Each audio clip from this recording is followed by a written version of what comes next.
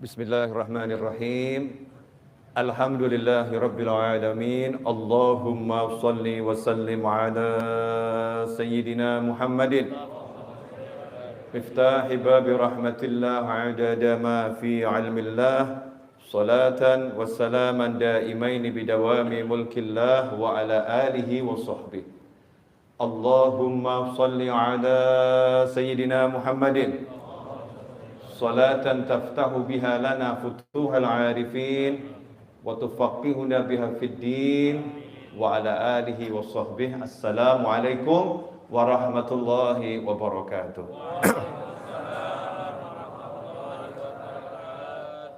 Alhamdulillah, lagi-lagi Allah memberikan kita karunia untuk membersihkan dosa-dosa kita, mengangkat derajat kita, meningkatkan kedudukan kita dengan kita didudukkan di rumahnya, di majelisnya bersama dengan hamba-hambanya. Alhamdulillah. Ini pertanda alamatul khair, pertanda baik. Ya, pertanda baik. Gak mungkin kita gak baik kalau kita dimasukkan ke tempat yang baik. Itu harus kita yakini. Kalau udah kita dimasukkan ke tempat yang terbaik, yaitu masjid, berarti memang kita orang yang baik. Nah, kalau kita masuk ke tempat-tempat yang nggak baik, nah itu ngeri itu. Meskipun kita nggak boleh menilai orang-orang di tempat yang tidak baik adalah orang yang tidak baik. Tetapi untuk diri kita sendiri, kalau kita masuk ke tempat-tempat yang tidak baik, kita harus waspada. Jangan-jangan saya ini jadi orang yang nggak baik lagi nih, karena saya masuk ke tempat-tempat yang nggak baik. Sementara kalau kita lihat ada siapapun masuk ke tempat yang baik, walaupun wujudnya itu ya seperti itu. Mungkin hariannya nggak baik, tapi beliau masuk ke tempat yang baik, kita harus yakini ini min ahlil khair. Ini orang yang baik. Kalau nggak baik, nggak mungkin diizinkan sama Allah Ta'ala untuk masuk ke dalam rumahnya Allah Subhanahu wa Ta'ala. Kalau bahasa saya begini, saya selektif siapa yang saya izinkan masuk ke rumah saya. Ada yang sampai di halaman, monggo. Tapi kalau mau masuk rumah, bukakan pintu, diajak duduk, nah ini nanti dulu. Kita selektif siapa orangnya ini. Ya siapa orangnya. Begitu pula juga dengan antum, betul atau betul? Selektif. Perkantoran bahkan ada security. Perumahan ada security yang tidak memenuhi standar. Ya. Mall bahkan sekarang security-nya tambah aturan. Nggak pakai aplikasi peduli lindungi, walaupun kamu modelnya seperti apapun, security akan mengatakan mohon maaf, ya aplikasinya dulu, atau mungkin ada surat-surat yang mendukung baru bisa masuk.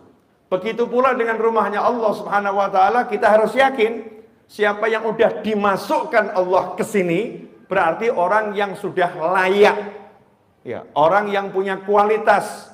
Ya, orang yang punya kemuliaan, terlepas kita nggak bisa melihat kemuliaannya, kita nggak bisa melihat kebaikannya, karena kebaikan antar individu yang satu dengan individu yang lain itu tidak sama. Ada pencuri, ada masuk masjid, baik nggak itu? Baik, mencurinya yang nggak baik. Ada koruptor masuk masjid, baik nggak? Baik, yang nggak baik apa? Mencurinya, cuman namanya buat korupsi kan agak keren korupsi ya. Ya sama-sama maling kan beda level. Beda level, sehingga namanya juga berubah ya, seperti itu. Ada orang ahli melihat yang haram masuk masjid, baik enggak? Baik, melihatnya yang haram yang enggak baik.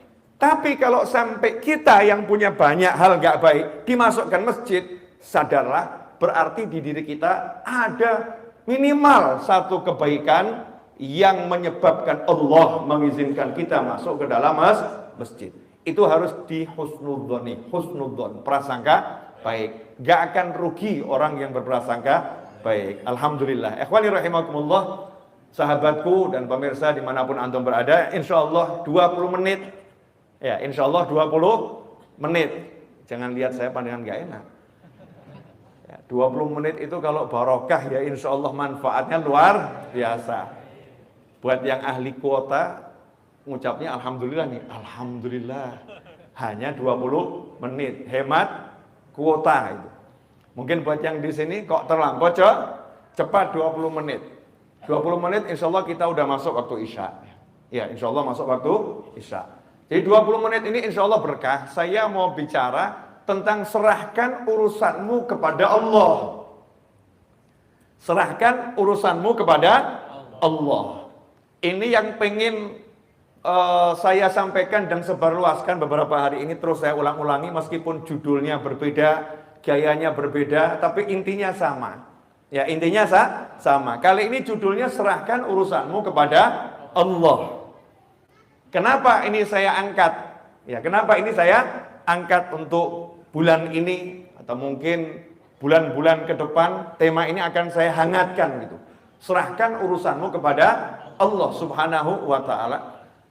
Karena ketika saya buka kolom khusus untuk bertanya, ya, kolom khusus untuk bertanya lewat pesan WhatsApp di nomor tertentu, itu pertanyaan yang masuk rata-rata pertanyaan orang, mohon maaf gitu, mentok, pusing, banyak hutang bingung, suaminya nyebelin bingung, istrinya ngeruwetin bingung, anaknya nggak bisa diatur bingung, tetangganya reseh bingung. Ini bahasanya orang zaman sekarang gitu ya. Di kantor banyak masalah, bingung. Satu kata gitu, bingung cari solusi. Ya, bingung cari solusi. Ini yang terjadi di tengah-tengah masyarakat dan harus disolusikan. Kalau kita bilang kamu hadir majelis, jawabannya saya ini ahli majelis, Bib. Kalau kita bilang kamu baca istighfar yang banyak, oh udah kebanyakan, Bib, masya Allah, udah kebanyakan, Bib. Kalau kita bilang kamu sholat hajat dan yang lain, udah saya jalankan, Bib. Kalau kita bilang kamu banyak baca surat Yasin, jangankan Yasin, Bib, khatmul Quran itu udah saya lakukan berkali-kali, tapi masih pusing, Bib. Ada enggak yang seperti ini? Ada kan ya? Ini kan pertanyaan yang harus dijawab. Dalam sebuah hadis, ini sekarang tanggal berapa ini? Jumadil akhir. Tanggal berapa? Besok sudah masuk 20, berarti sekarang tanggal 20. Ya, 20 Jumadil akhir. Kalau saya nggak salah nanti dicek lagi. Saya ini juga nggak hafal peristiwa-peristiwa. Nenek saya itu lahirnya tanggal 20 Jumadil akhir. Kenal nenek saya? Kalau nggak kenal keterlaluan. Asli kalau nggak kenal keterlaluan. Nenek saya namanya Fatimah Az-Zahra, putranya Nabi Muhammad SAW, putrinya Nabi Muhammad SAW. Itu nenek saya. Ini tanggal 20 kalau saya nggak salah ya. Nah, kadang cucu kan juga salah tanggal, wajar tuh ya. Oh, cucunya juga nggak jelas. Cucunya nggak jelas. Itu nenek saya kalau nggak salah lahir 20 Jumadil akhir. Malam ini bergeser ke maghrib kan sudah mulai tanggal 20 Jumadil akhir.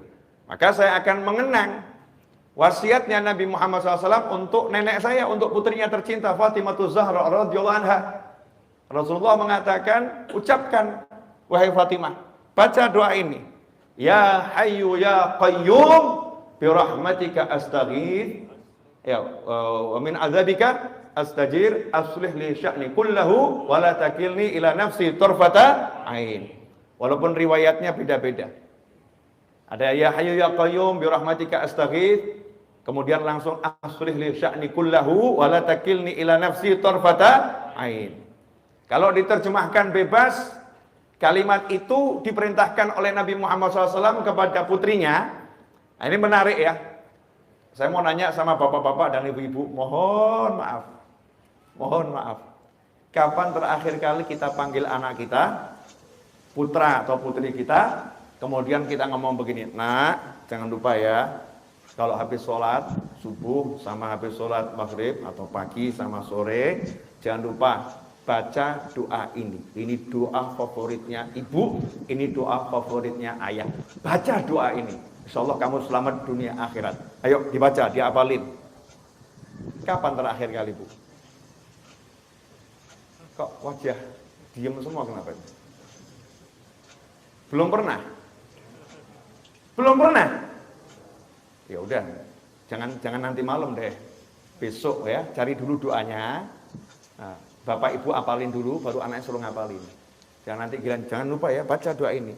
Doanya apa? Sebentar, lihat Google dulu. Sebentar, jangan gitu. Kita hafalkan dulu doa-doa yang bisa kita wasiatkan untuk putra-putri kita. Karena hadiah terbaik seorang mukmin kepada mukmin yang lain adalah ilmu, adalah doa. Maka hadiah terbaik kepada anak adalah bekali ilmu akhirat. Kasih dia amalan, kasih dia zikir, kasih dia doa. Itu akan jadi bekal yang abadi selama-lamanya. Dan itu dilakukan oleh Nabi Muhammad SAW meskipun beliau pembuka. Surga nggak akan bisa dimasukin siapapun kalau belum dimasukin oleh Nabi Muhammad SAW. Meskipun yang punya kuncinya adalah Nabi Muhammad SAW, tapi Rasul rajin ngomong pada keluarganya, baca ini, baca ini, baca ini, amalkan ini, amalkan ini, amalkan ini. Sementara kita nggak punya pembuka kuncinya surga kecuali nunut Nabi Muhammad SAW. Kita yang ada sama anak, jangan lupa sarapan, jangan lupa makan siang, jangan lupa mandi, jangan lupa gosok gigi, jangan lupa bersihkan tempat tidur, jangan lupa olahraga, jangan lupa. Tapi kurang muncul, jangan lupa baca doa ini, jangan lupa baca doa ini, jangan lupa baca doa ini. Itu hampir tidak muncul dari lisan kita. Bukan nggak pernah, yang mungkin pernah, tapi ya presentasinya sangat minim. Betul atau betul? Ya nggak betul juga nggak apa-apa, tapi saya yakin betul. Ini karena berdasarkan pengalaman di lapangan ya. Saya kan orang lapangan, kumpul dengan masyarakat. Ya Hayyu ya Qayyum, duhai yang maha hidup dan maha kuasa mengurus segala sesuatu sendiri. Ya Hayyu ya Qayyum, manggil Allah dengan panggilan yang sangat indah, yang Allah ajarkan kita untuk berdoa dengan nama-namanya. Ya Hayyu, Ya Qayyum. Setelah panggil Allah, baru kemudian minta. Panggil Allahnya dulu, baru kemudian minta. Birahmatika astaghith. Astaghith itu kalau bahasa Indonesianya istighothah. Kita kalau istighothah kan sudah kenal ya. Istighothah kubro, artinya kumpul bareng-bareng, betul-betul doa, zikir, minta tolong pada Allah Subhanahu wa ta'ala. Kalau dalam bahasa Arab kita bilang aghithni, tolong saya, please help me. Artinya dalam kondisi yang sangat terdesak dan butuh bantuan, emergency. Itu dengan kata-kata istighothah. Ghauth, ya, aghithni, ini emergency. Kalau nggak emergency, nggak tahu darurat, biasanya ini gitu ya. Lebih itu nanti-nanti masih nggak jadi masalah, nggak langsung. Tapi kalau udah akhir nih, orangnya udah mau tenggelam, tangannya sudah dikeluarin, ya cuman tangan yang kelihatan, tolong saya, tolong saya. Nah ini kalimatnya akhir nih. Rasul mengajarkan, ya Hayyu ya Qayyum birahmatika astaghith. Duhai Allah yang maha hidup dan maha kuasa mengurus segalanya sendiri, aku minta tolong kepadamu membawa kasih sayangmu. Jadi demi kasih sayangmu ya Allah, demi engkau maha pengasih, engkau maha penyayang, engkau rahmatmu mendahului amarahmu, rahmatmu meredam amarahmu. Demi semua itu ya Allah, tolong saya. Jangan lihat diri saya banyak dosa, jangan lihat diri saya nggak layak. Memang saya nggak layak. Saya banyak dosa, memang saya banyak dosa. Tapi ini saya minta tolong dengan engkau kedepankan kasih sayangmu ya Rabb. Tunjukkan kasih sayangmu, tolong saya. Birahmatika astaghith. Nah kemudian, wala takilni ila nafsi tarfata ain. Sedetik pun jangan biarkan aku ngurus diriku sendiri. Jangan serahkan urusan itu untuk kuurus sendiri sedetik pun. Jadi minta setiap saat urusannya diurus sama Allah Subhanahu wa ta'ala. Jangan biarkan sedetik pun aku ngurus sendiri. Engkau yang ngurus ya Rabb, engkau yang bereskan ya Allah. Nah, insya Allah 7 menit kita akan bahas ini. Karena saya sudah bicara 15 menit. Gak terasa 15 menit. Terlampau cepat ya, ternyata 15 menit. Terasa enggak 15 menit? Enggak, ya inilah wali-wali itu Masya Allah. Ya jelas loh, diajak ngomong begini, ya 15 menit tidak terasa. Biasanya yang nggak terasa kan yang nonton drama-drama itu. Oh kok udah habis gitu kan. Alhamdulillah kalau antum udah bisa memenangkan persaingan. Pengajian kok rasanya 15 menit tidak terasa. Lanjut dikit lagi, boleh? Ya. Ini intinya ilmu di sini.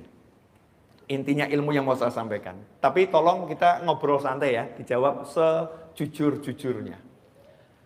Benda yang paling berat di sini yang kelihatan mata mimbar ini kelihatannya berat sekali ya. Kelihatannya aja. Belum tentu berat juga kan ya. Kadang-kadang kita kan tertipu sama penampakan ya. Kelihatannya berat, tapi memang ini dari kayu berat. Kalau ada bocah anak saya ya, umurnya 8 tahun atau anak antum umurnya 7 tahun. Kemudian kita perintahkan sang anak, tolong nih mimbarnya kamu angkat nak.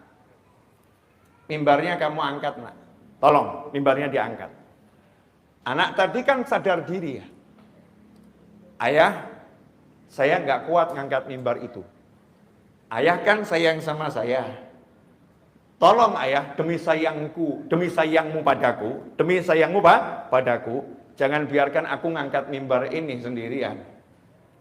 Jangan pasrahkan ini padaku ya ayah, wahai ayah. Tolong ayah panggilkan itu mas-mas yang membantu di rumah sini, 5 orang, biar mereka yang ngangkat. Aku saja yang melihat, mereka yang ngangkat. Boleh enggak anak ibu, anak bapak ngomong begitu? Boleh kan? Kenapa boleh ngomong seperti itu? Karena percaya ayahnya sayang. Karena percaya ayahnya sayang. Yang pertama itu. Yang kedua, percaya ayahnya punya wewenang untuk memerintahkan karyawan-karyawan yang bekerja dengan ayahnya di rumah itu. Betul atau betul? Sehingga ketika anak percaya ayahnya punya kuasa terhadap karyawan untuk memerintahkan karyawan, anak yang pandai cukup minta tolong pada ayahnya, please ayah, pakai karyawanmu untuk membantu aku melaksanakan perintahmu, membereskan apa yang engkau bebankan kepadaku. Betul atau betul? Maka ayah tadi begitu disinggung, ayah kan sayang sama aku. Jawabannya, of course, tentu. Yang paling sayang sama kamu ya aku, bapakmu, bukan bapaknya orang lain. Maka ayahnya ngomong, nih kan kutunjukkan sayangku padamu. Fulan. Panggil bukan cuma 5 orang, 10 orang. Angkat ini. Pindahkan ke sana. Dengan bangga, sang ayah menunjukkan pada anak. Betul atau betul? Oke, hidup itu sesimpel itu. Hidup itu sesimpel itu. Cuman nih ada yang namanya divisi anti doa yang dibuat oleh setan. Jadi setan tuh punya divisi khusus namanya divisi anti doa. Ini setan tuh kan ada ya, divisi rumah tangga ada sendiri. Ya, divisi mabuk ada sendiri, divisi zina ada sendiri. Tapi setan punya divisi anti doa yang memasukkan ke kepala umat Nabi Muhammad SAW agar tidak berdoa. Atau kalau berdoa, jangan sampai mempercayai doa. Oke, saya mau nanya nih sekarang. Ini kok wajahnya tegang semua kenapa? Senyum dikit kali gitu ya. Saya mau nanya, tolong dijawab jujur. Yang punya hutang angkat tangan. Ya, ayo ngangkat tangan, jangan malu. Punya hutang siapa tahu nanti kalau angkat tangan temennya lihat, oh ternyata dia punya hutang, dibayarin kan lumayan. Ya, ngapain malu ya? Punya hutang, iya masing-masing kan punya hutang. Itu kalau yang tinggal di perumahan, itu kan bayarnya PDAM belakangan toh ya. pakai duluan, bayar belakangan. Betul tuh, betul tuh. Iya seperti itu. Di negara PDAM kita pakai dulu, bayarnya belakangan. Listrik yang nggak pakai token, listrik yang nggak pakai token, pakai dulu, bayarnya belakangan. Berarti hutang atau nggak hutang itu? Hutang. Beli mobil ngangsur, itu hutang nggak tuh? Hutang, pakai dulu, bayarnya belakangan. Jadi ya saya yakin nih 99,999% punya hutang. Di antara orang yang berhutang, ada yang pusing. Pertanyaan saya, banyak atau ada? Nah, ini pelaku mulai ngaku. Banyak yang pusing. Pusing kenapa? Mau bayar hutang, nggak punya sesuatu yang digunakan untuk bayar hutang. Betul? Oke. Saat itu seharusnya kita akan cari solusi. Betul? Solusi agar hutang saya bisa terlunaskan. Benar? Nah, biasanya yang dipikir apa? Duit. Nah, kalau duit mulai lihat kalungnya istri masih ada enggak ya? Ini kalung nyonya bisa dijual. Ternyata udah enggak ada yang bisa dijual. Mulai lihat temennya, siapa yang bisa dihutangin? Ternyata masih punya hutang sama semua temennya, belum ada yang dibayar. Mentok, sumber penghasilan zero. Sementara hutangnya banyak. Pusing atau enggak pusing? Pusing. Ini wajar nih manusia, pusing. Karena pola berpikirnya memang salah. Pola berpikirnya salah, jadinya pusing. Kata mentok itu enggak ada. Untuk mukmin itu enggak ada judul mentok, enggak ada. Jalan buntu enggak ada. Mentok itu hanya satu, akhirat. Itu mentok. Setelah sampai akhirat, akhir nggak ada lagi ya. Setelah surga ya nggak ada, ya surga selama-lamanya di sana mentok, habis. Tapi kalau hutang, masalah, nggak ada judulnya, udah mentok, nggak ada. Yang ada pikiranmu buntu, betul? Karena kamu pakai pikiranmu sendiri, mikir sendiri, usaha sendiri, mengutamakan kemampuan sendiri, merasa dirimu Tuhan yang menguasai jagat raya ini, sehingga pikirmu bisa merubah sesuatu. Maka dibuat blok, ayo mikir apa lagi? Mentok. Tapi beda dengan orang yang udah kenal sama Allah Ta'ala dan paham apa itu yang namanya hidup. Hidup ini milik siapa? Inna lillahi wa inna ilaihi raji'un. Miliknya Allah. Semua miliknya Allah. Maka konsep yang paling sederhana, kembalikan segala sesuatu kepada Allah. Ketika mau berhutang, minta izin sama Allah. Ya Allah, saya mau hutang, tolong nanti lunaskan hutang saya ya Allah dengan mudah. Sekarang yang mau hutang nggak izin sama Allah, begitu mau hutang, lihat aset yang dimiliki. Betul, betul. Lihat kolega yang dimiliki. Lihat teman-teman yang bisa dihutangi nanti kalau kepepet. Lupa kalau yang maha kaya adalah Allah Subhanahu wa ta'ala. Langkah awal ketika berusaha sudah salah karena menyandarkan semua usahanya kepada makhluk, kepada ciptaan yang lemah, bukan kepada maha pencipta, yaitu Allah Ta'ala. Qul huwallahu ahad, Allahus samad. Katakanlah cuma Allah yang ada, Allah yang esa. Hanya Allah tempat berharap, bergantungnya segala sesuatu. Nah, alhamdulillah Allah tuh maha baik. Kirimkan utusan, ngajarin kita semua. Itulah makna la ilaha illallah Muhammadun Rasulullah SAW. Gak berhenti di la ilaha illallah, Tuhan hanya Allah. Tapi Allahnya kasih utusan untuk menjelaskan semua kebutuhanmu. Semua yang menjadi harapanmu, semua menjadi keinginanmu, cara menggapainya bagaimana, biar selamat caranya bagaimana. Allah kirim utusan 100%, semua perbuatan dan ucapan dan diamnya utusan ini di bawah kendali Allah Subhanahu wa ta'ala. Jadi tidak ada yang lebih hebat dari Nabi Muhammad SAW. Ucapannya, diamnya, gerakannya, semua adalah wahyu ilahi. Jadi gak mungkin salah. Kalau udah paham begini, tenang buat yang udah la ilaha illallah Muhammadun Rasulullah SAW. Begitu punya masalah apapun itu, yang pertama kali didatangi adalah Allahnya. Allahumma ya Allah, saya punya hutang, saya punya suami nyebelin, saya punya istri yang gak bisa denger ucapan saya punya anak yang perilakunya udah kelewat batas, saya punya masalah di kantor, saya punya.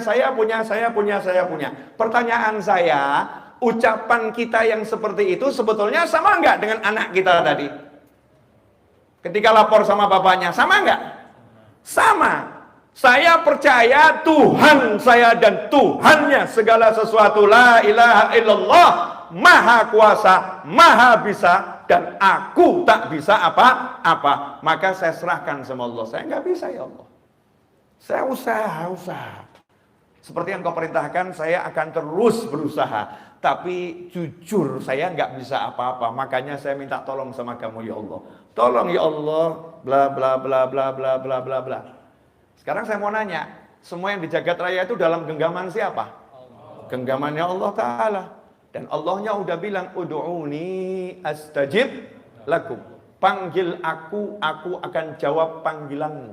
Makanya doa tadi pertama kali, Ya Hayyu Ya Qayyum. Kalau kita berdoa, Allahumma Rabbi inni Ya Rabbana. Manggil Allahnya dulu. Allah. Nggak ada doa ujuk-ujuk. A'inni ala dzikrika wa syukrika wa husni ibadatik. Depannya pasti Allahumma. A'inni ala dzikrika wa syukrika wa husni ibadatik. Allahumma ya Rabb ya Rabbana. Semua itu bentuk manggil Allah Ta'ala.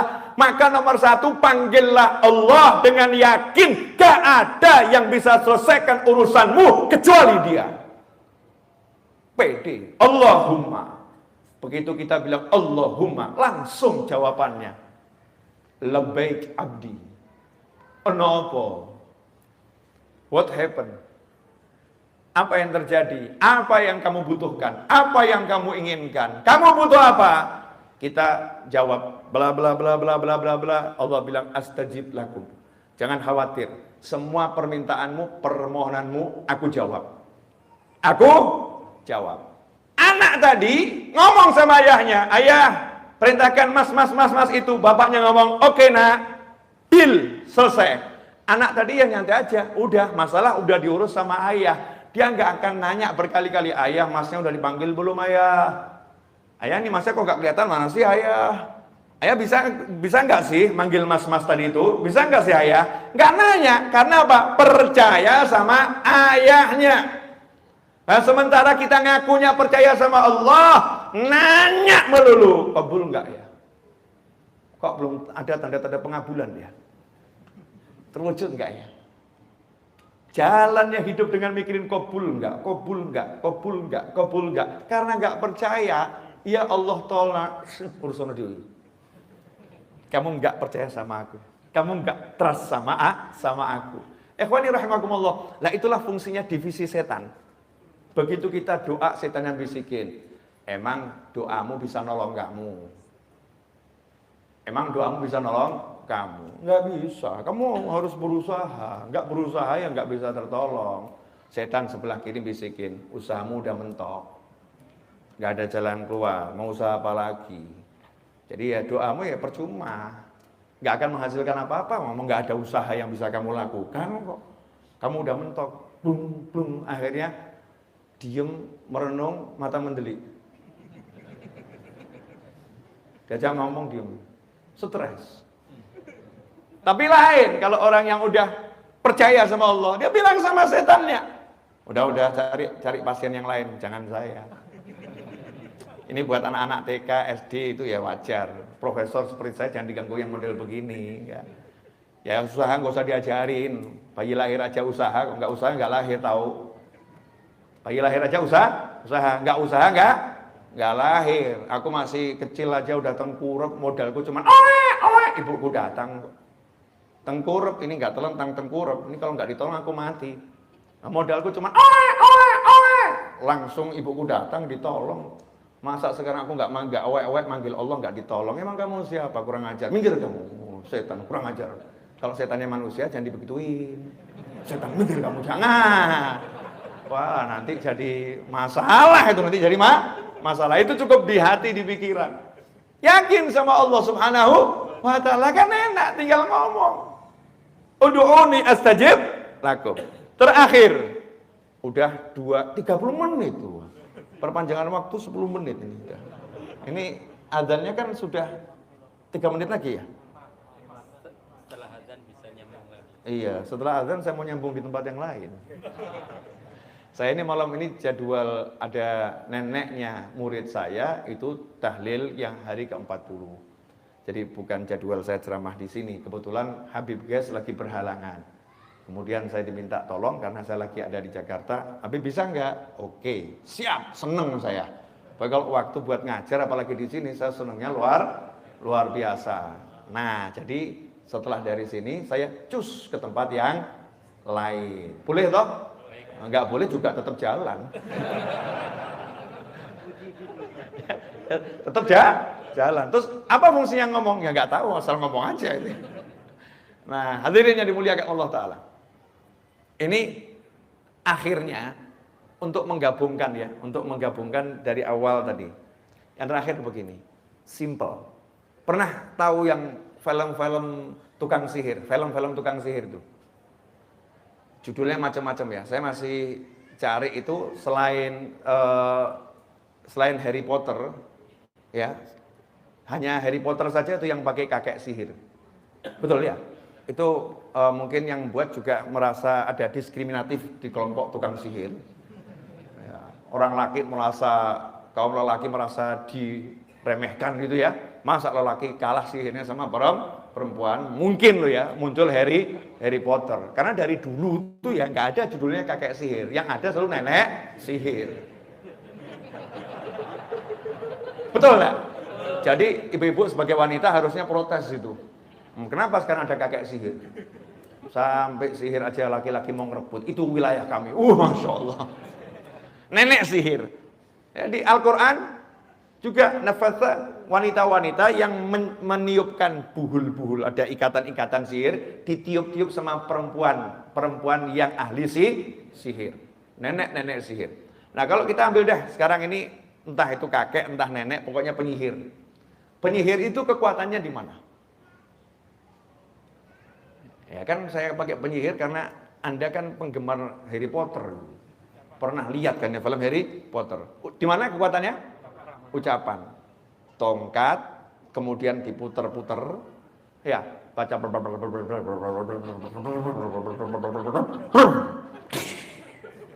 Betul? Nah, pertanyaan saya, sekedar ucapan kemudian bisa jadi? Enggak. Ternyata ucapan harus dengan konsentrasi, percaya kalau ucapan itu akan membuahkan hasil. Betul? Kodok, bus jadi kodok. Kaget. Jadi percaya pada ucapan. Ucapannya ada, percayanya ada. Ucapannya, mantranya ada, yakinnya ada. Maka jadi. Betul begitu? Ya itu penyihir. Masa muslim pakai ilmunya tukang sihir? Kan enggak. Nabi Muhammad SAW mengingatkan ilmunya anbiya wal mursalin, aulia wal sholin, semuanya dari zaman Nabi Adam sampai kapanpun. Kekuatannya itu kalau penyihir ada mantra, kita merapal doa. Merapal doa. Kekuatannya adalah di kalimat-kalimat doa. Kalimat-kalimat doa. Makanya muncul sabda Nabi Muhammad SAW, ad-doa silahul mu'min. Doa itu senjatanya mukmin. Sementara sekarang mukmin udah diajarkan meninggalkan doa. Kalau mukmin udah meninggalkan doa, maka kekuatannya mukmin akan runtuh. Maka seharusnya yang kita munculkan sekarang percaya pada kekuatan doa. Karena Rasul bersabda, ud'ullah, kama qala sallallahu, berdoalah kepada Allah wa antum, sementara kalian mustaiqinun, percaya 100%, totalitas percaya pasti terwujud bil ijabah. Pasti diwujudkan sama Allah Subhanahu wa ta'ala. Percaya doanya kabul, itu syarat orang yang berdoa. Nah kalau udah doa pesimis, kabul enggak ya, kabul enggak ya. Seperti penyihir yang belajar nyihir, mantranya hafal tapi enggak jadi-jadi ya. Kenapa? Kurang percaya saja. Kamu kasih percaya sedikit, jadi percaya. Nah, kalau kita mau hasil semua yang kita minta sama Allah Ta'ala, Allah cuma minta kita satu. Trust me, percayai aku. Maka minta dengan yakin, dengan percaya, Allah Maha Kuasa untuk mewujudkan apapun keinginanmu. Kalau jawabannya lah, tapi saya kan nggak mampu, tapi saya kan nggak bisa, tapi saya kan, ya memang orang doa itu judulnya karena aku bodoh, karena aku lemah, karena aku nggak punya, karena aku, dan engkau maha kaya, engkau maha pandai, engkau maha bisa, engkau maha, makanya aku minta sama engkau ya Allah, kan begitu. Jadi kalau dikembalikan, kan kamu begitu, ya memang karena saya begini, makanya saya minta sama Allah. Kan kamu banyak dosa, makanya saya minta sama Allah, karena Allah nggak memandang dosanya orang yang meminta. Orang tuh minta nggak disyaratkan, ud'uni, mintalah kepadaku, panggil aku, kalau kamu baik baru aku kabulkan. Nggak ono. Ud'uni astajib lakum, bala syarat, nggak ada syaratnya. Nggak ada syaratnya. Kita saja yang introspeksi, kenapa ya kok doanya belum wujud segera? Kok nggak segera terwujud ya? Kok lama? Oh ya mungkin ada pemeriksaan kendaraanmu, suratnya nggak lengkap, ya terhambat di jalanan. Kalau suratnya lengkap ya langsung. Mungkin itu upaya kita untuk selalu memperbaiki kualitas kita dalam minta sama Allah Subhanahu wa ta'ala. Tapi kalau aslinya Allah nggak pernah lihat modelmu seperti apa. Kalau minta dengan yakin dikasih. Iblis minta dengan yakin dikasih. Ya, kan iblis minta, ya Allah, tolong tunda penyiksaanku sampai hari kebangkitan, gitu kan ya? Tunda penyiksaanku selama-lamanya, jangan disiksa aku. Sama Allah dikasih batas waktu maklum dengan waktu yang tertentu sampai hari kebangkitan saja. Tapi intinya iblis minta dikasih sama Allah. Padahal iblis baru saja unjuk kesombongan. Baru maksiat yang terbesar, sombong pada Allah Ta'ala, minta dikasih. Dosa kita ini paling apa toh paling? Ya insya Allah kan dosanya nggak sombong sama Allah kan nggak toh ya. Paling-paling lihat perempuan yang cantik jadi suka lihat yang laki-laki. Ya, paling kan dosanya model-model begitu. Yang ibu-ibu lihat aktor Korea kok ganteng seneng gitu kan ya. Itu dosa bu. Ya paling kan dosanya model-model begitu.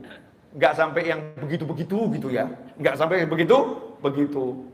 Ya insya Allah kalau kita angkat tangan betul yakin sama Allah, minta sama Allah ya beres. Masalahnya yakin atau tidak. Jadi masalah hidupmu dan hidupku dan hidup kita semua simple sebetulnya. Perbaiki yakinmu, beres urusanmu.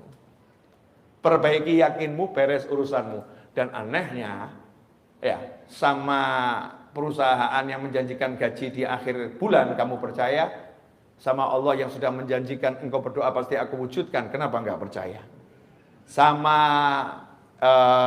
itu loh, kalau pesan online tuh ya, pesan online entah itu food apa gitu ya, kalau sudah pesan kemudian diklik, kemudian sudah siap dihantarkan, ya sudah siap dihantarkan, driver sedang mengantarkan pesananmu, ya engkau kan ya nyantai nunggu di rumah toh.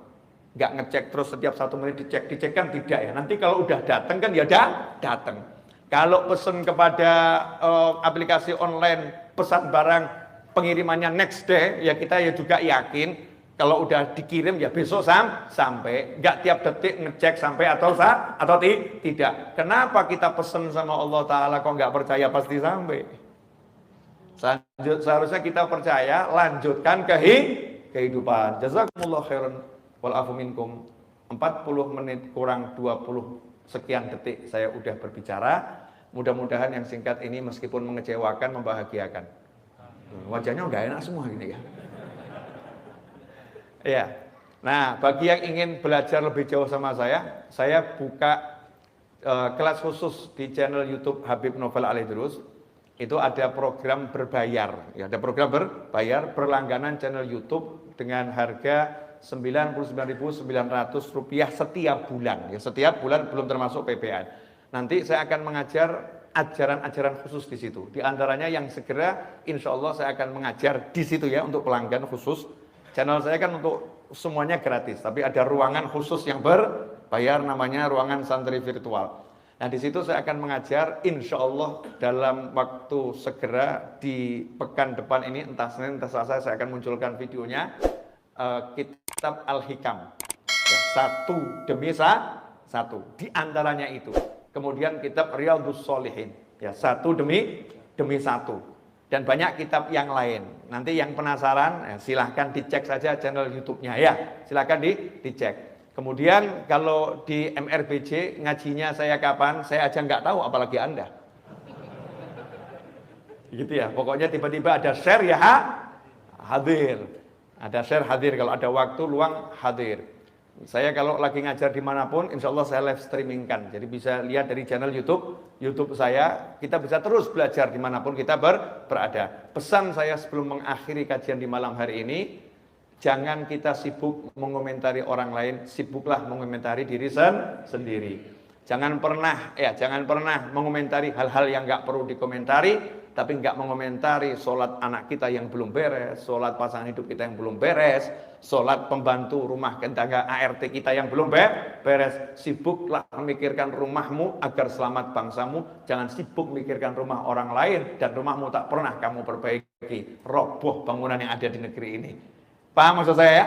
Jadi fokus perbaiki diri sendiri dan kembalilah cari ilmu.